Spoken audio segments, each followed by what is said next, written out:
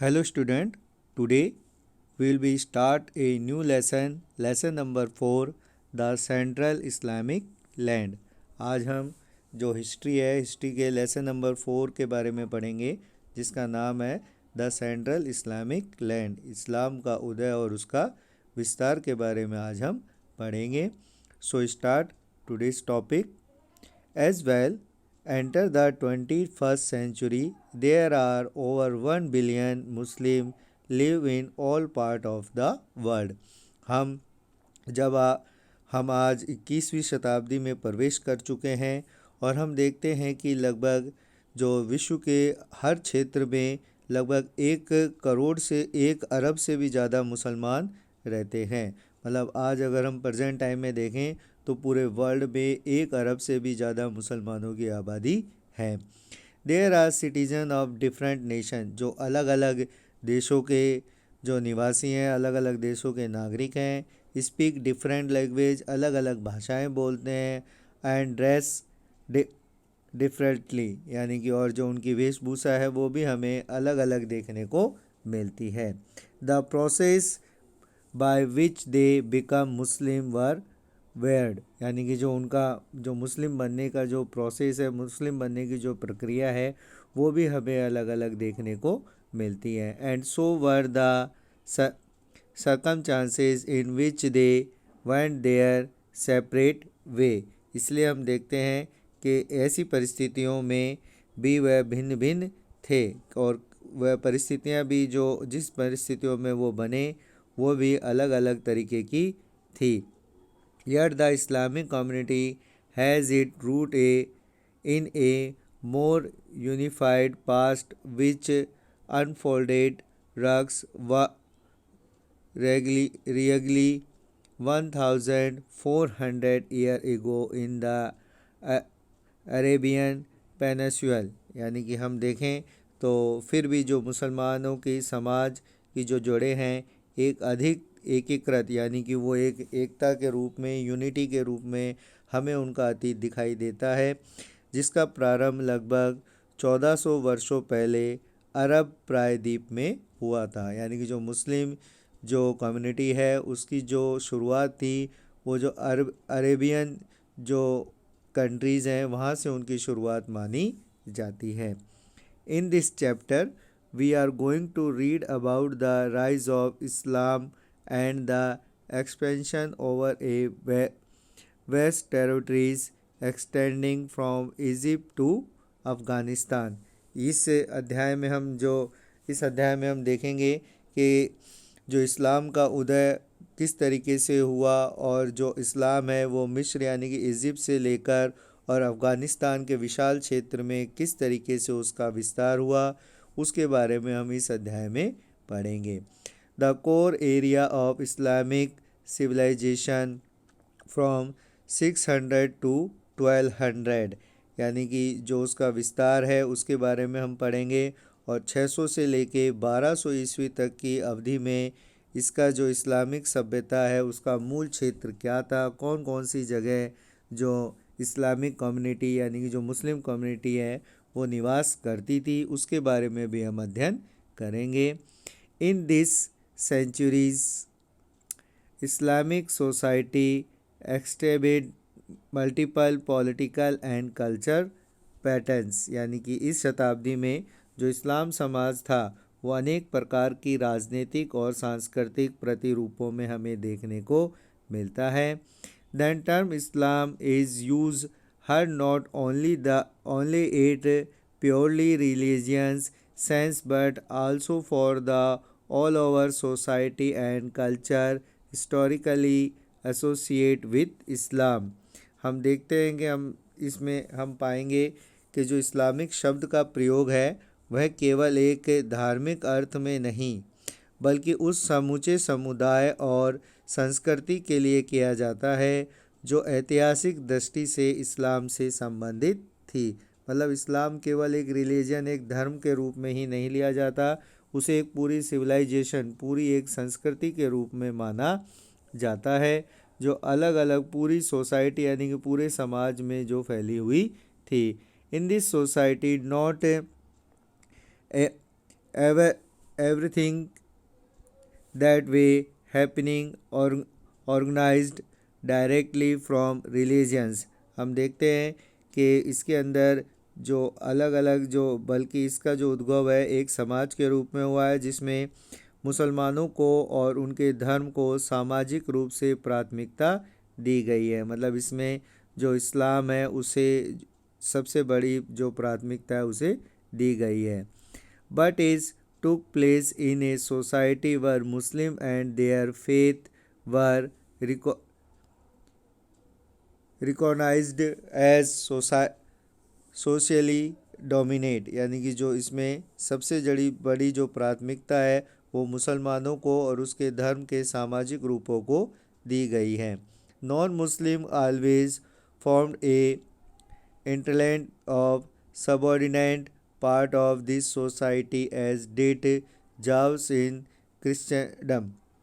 जो गैर मुस्लिम थे भले ही कुछ गौण सही लेकिन हमेशा इस समाज के अभिन्न अंग रहे हैं, जैसा कि ईसाई प्रदेशों में यहूदी। जिस प्रकार ईसाई जो प्रदेश है यानी कि जहाँ पे क्रिश्चियनिटी जो रिलीजन्स है उसको फॉलो किया जाता है, वहाँ पर जैसे यहूदी रहते थे उसी प्रकार जो नॉन मुस्लिम है वो मुस्लिम कम्युनिटी के एरिया में उनको भी एक जो अपने समाज के अंग के रूप में माना जाता था। Our understanding of the history of the Central Islamic lands between 600 to 1200 is based on Quranical and Tarikhs। Tarikh refer to the which narrated event in order of time। जो हमने ऊपर देखा कि किस तरीके से जो 600 से लेकर और 1200 ईस्वी तक किस तरीके से जो इस्लाम है वो मिस्र से लेकर और अफ़गानिस्तान तक फैला, इसके बारे में हमें जो क्रॉनिकल और तारीख का मतलब होता है कि ऐसी घटनाओं का कालक्रम जिसे लिखित रूप में रखा गया हो। तो ऐसी घटनाओं से हमें ये पता चलता है कि किस तरीके से जो इस्लामिक जो सेंट्रल इस्लामिक लैंड है उसका एक्सटेंशन यानी कि उसमें वृद्धि हुई। And some historical work such as biography, record of the saying and doing of the prophet and communities on the Quran। और अगर हम देखें तो इसके अलावा जो अर्ध ऐतिहासिक जो कृतियाँ हैं जो हिस्टोरिकल जो वर्क्स हैं उसमें हम देखते हैं जैसे कि जीवन चरित्र, बायोग्राफी मतलब जीवन चरित्र जिसे इस्लाम में सिरा बोलते हैं। साथ ही साथ जो पैगंबर के कथन होते हैं उन्हें इस्लाम में हदीत बोलते हैं। हदीत यानी पैगंबर का मतलब जो इस्लाम में जो गॉड से लिया जाता है, तो गॉड के जो इसमें जो कथन है, गॉड की जो बातें हैं उसे हम हदीत बोलते हैं उनके द्वारा। और इसके अलावा जो कुरान में जो लिखी गई हैं जिन्हें टीकाएँ जो श्लोक्स होते हैं जिसे तफरीश के नाम से जाना जाता है, उससे भी हमें यह पता चलता है कि जो इस्लाम जो कम्युनिटी है उसका एक्सपेंशन किस तरीके से हुआ। The material for which these work were produce was the large collection of eye witness report transmitted over the period of time entire orally on paper. इन सभी जो चीज़ें हैं जिसमें जो हमने देखा जिसमें बायोग्राफी आती है, उसके बाद जो हमने देखा जो से रिकॉर्ड्स होते हैं वो आते हैं, साथ ही साथ जो कुरान है, इन सभी चीज़ों से हमें यह पता चलता है कि जो ये आई विटनेस के रूप में यानी कि जो हमें साक्षी के रूप में ये दिखाई देता है, बहुत बड़ा संग्रह के रूप में ये कलेक्शन के रूप में हमें दिखाई देता है। और इससे पता चलता है कि किस तरीके से जो मौखिक रूप से और जो कागज़ पर लिखित रूप से लोगों तक किस तरीके से जो इस्लामिक जो रिलीजियंस है उसकी चीज़ों को पहुंचाया गया है। जो इस्लामिक जो खबरें हैं वो कैसे किस तरीके से पहुंचाई गई हैं।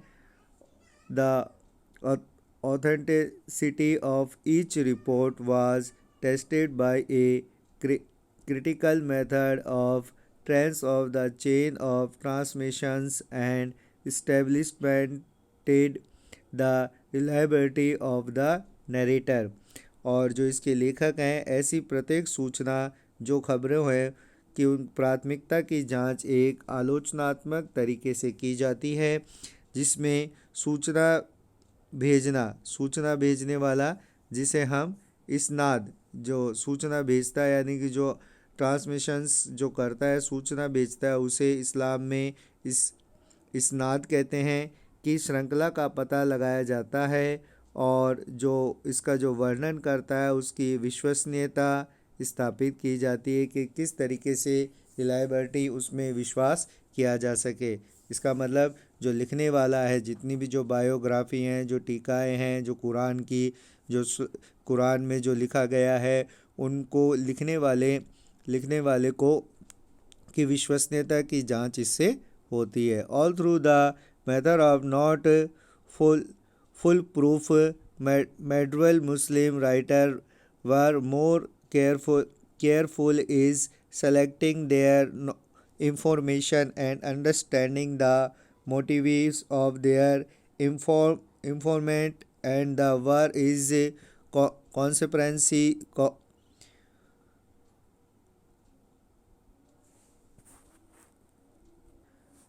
moving of their informant and the were their contemporaries of other parts of the world. On control visual issues, they reproduce different various of the some event. They found there is source living of task is judgment of their record. The description of event closely in their own time is more systematic and analytical and less of the collection of akhbar. Most of the chronicle and some historical work are। हमने देखा कि जो सूचनाएं हैं, सूचनाओं से अभिप्राय को समझने के मामले में विश्व के अन्य भागों में समकालीन लोगों की अपेक्षा अधिक सतर्कता बरती जाती थी। जिस तरीके के कोई विवादास्पद जो मुद्दे होते थे, उन्हें आपस में मिलकर जो सुलझाया जाता था। साथ ही साथ जो उस समय में आसपास की घटनाओं के बारे में भी जो वर्णन है वो किया जाता था। और अखबारों का संग्रह मात्र ही नहीं होता था, उनसे जो ऐतिहासिक जो अर्थ थे, ऐतिहासिक घटनाएं थी, उनको भी लिखा जाता था। मुख्यतः जो ऐतिहासिक घटनाओं की जो रचनाएं हैं वो अरबी भाषा में लिखी जाती थी।